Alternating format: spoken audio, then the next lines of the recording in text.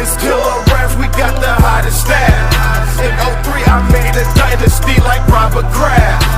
What's going on, guys? OG the Beast here, and as we get closer to the playoffs, the more sad I get. I mean, it's really bittersweet because as much as I love these playoffs, I know that when it's over, so is football. Then we gotta wait the duration of a child being born to get my favorite sport back. But anyways, enough with the sobbing, y'all. Let's get into how I think these playoffs is gonna play out.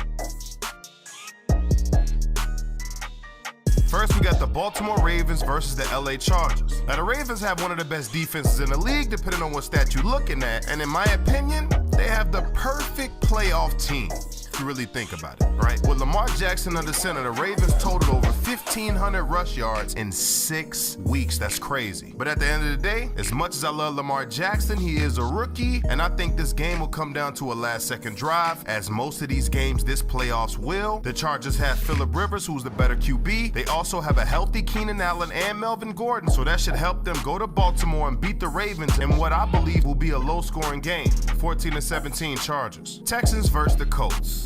Out of all of these games, this is the one that had me doing the most pondering. The Texans defense has been much improved lately, and the Colts have a trending defense themselves. Man, I really like Darius Leonard on the Colts defense, but I also like that D-line of the Texans. J.J. Watt was second in the league in sacks, and even though the Colts O-line is much improved, I think Houston will do enough to win this game.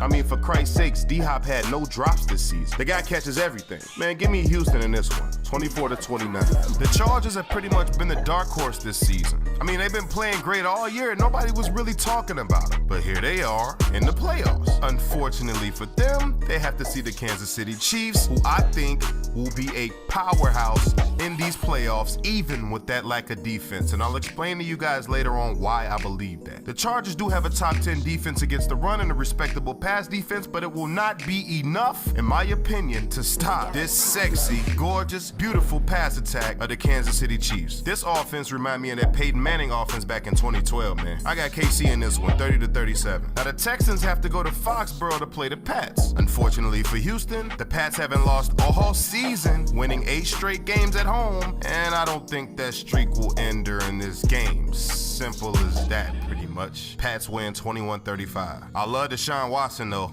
Now the AFC Conference Championship game will bring us the Patriots and the Kansas City Chiefs. Now Bill Belichick's strong suit as a head coach has always been the ability to take away your favorite weapon and make you play left-handed, right? But here's where the problem lies. Kansas City has so many strong suits offensively. What do you key in on if you're the Patriots defense? Both quarterbacks will have great games in this one, but I think the Kansas City Chiefs offense is too much for most teams in this league. Young future versus the current GOAT. Should be a shootout and one for the books, resulting in Patrick Mahomes getting his revenge on Tom Brady. I can't see Brady at this age getting to his 3rd straight Super Bowl, y'all. I mean, come on. The man is 41. Kansas City wins this one, man, 34-31 to head to the Super Bowl for the first time since like 1970, I believe. Dak Prescott had a strong Week 17, throwing for 4 touchdown passes in that game. So that was smart of that head coach to leave him in, even though all the rest of the starters rested. Gotta give that guy some confidence. It's a mental game when it comes to Dak Prescott. But it was against the Giants, so we won't make that much noise over that. But as of late, the Cowboys have been playing very well, especially since that Amari Cooper trade. This season, Dallas's losses have all been against mobile QBs, and this week they got Mr. Dangerous coming to town. The team who also led the league in rushing. Seahawks beat them 24-13 in the regular season, and I think this game will end pretty much the same way. I got the Hawks, man, 20-17. Bears versus the Eagles.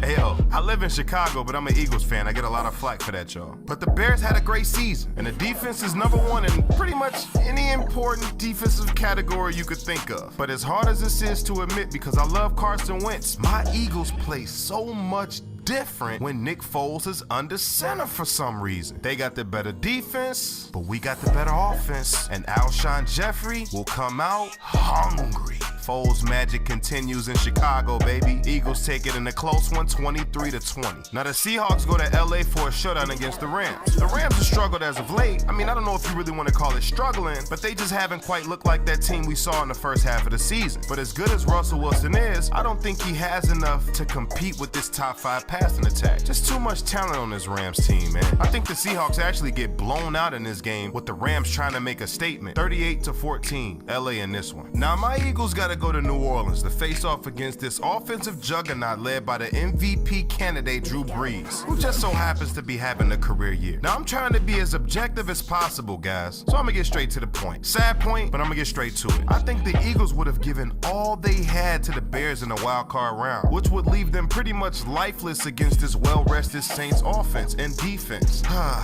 Breeze and company get this one, man, 35-28. Now, in the NFC Championship game, we get to see the Rams go to New Orleans if my predictions serve me correct. Both teams top 5 offenses, both have great running games, both defenses have been trending in the right direction as of late. I mean, honestly, I think this game will be one for the books. We'll get to see a shootout, which will result in whoever has the ball last, and I believe it will be the Saints on a last-second field goal by Will Lutz to head to the Super Bowl for the first time since 2009. But anyways, the Saints win 41-38 in a thriller. Watch out for this game. I think this is going to be the best game of the year.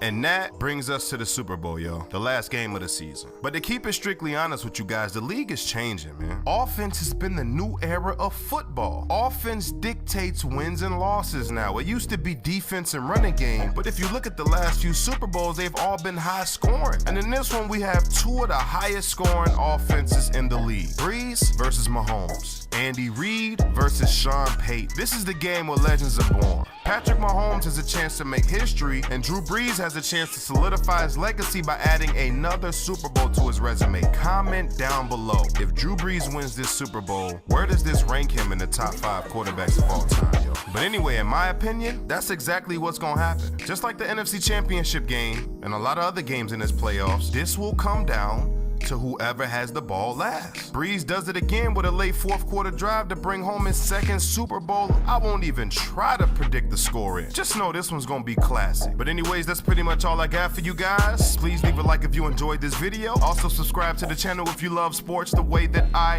do. Man, y'all, once again, me making this bracket signifies the end of football. I can tell these playoffs will leave us with some memories that will hopefully linger on for a couple of months to ease the pain of missing football. But all we can do is hope. But anyways, it's been a doozy, y'all, and as always, OG out.